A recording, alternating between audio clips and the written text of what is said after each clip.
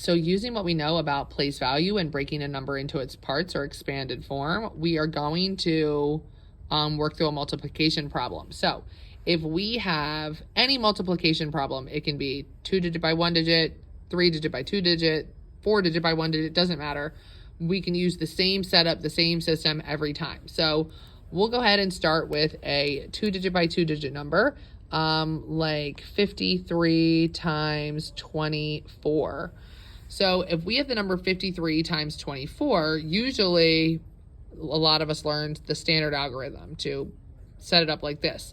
But this concept is hard for kids. It doesn't really allow them to fully understand the why and how we multiply the way that we do. So instead, we're going to take our understanding of place value and we are going to break this number into its place value parts. So here in the number 53, we have 5 $10 bills for $50 and 3 $1 bills for $3.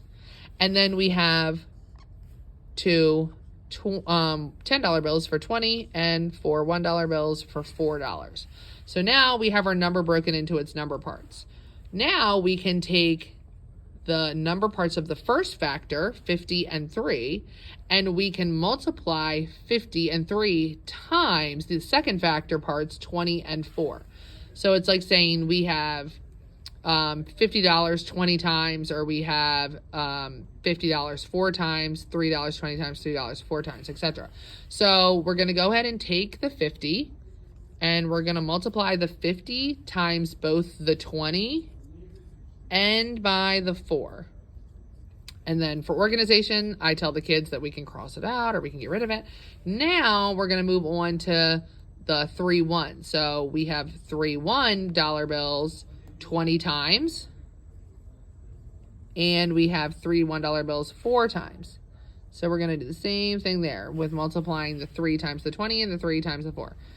And now we're done, right? Because we have used the 50 and the 3, and we've multiplied it by the 20 and the 4 both times. We're going to come over here and we're going to work through. And now this is much simpler than, going through all of the basic facts and dropping the zeros the way we would in standard algorithm.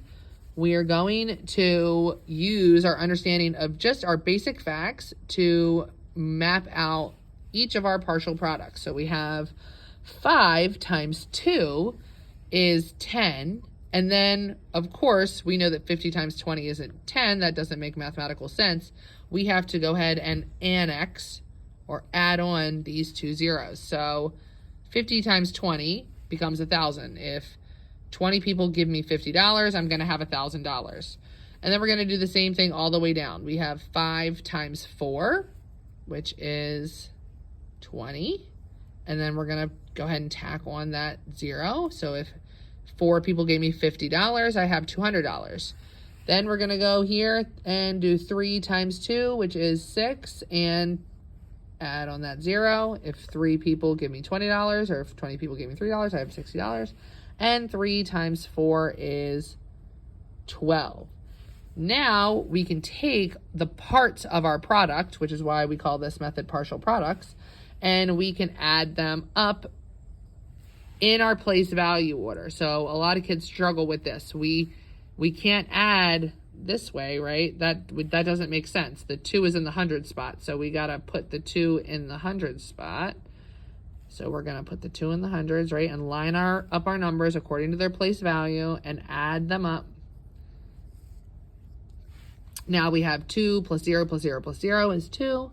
6 plus 1 is 7. 2 plus 0 is 2. And 1 plus nothing is 1. So 53 times 24 is 1,272.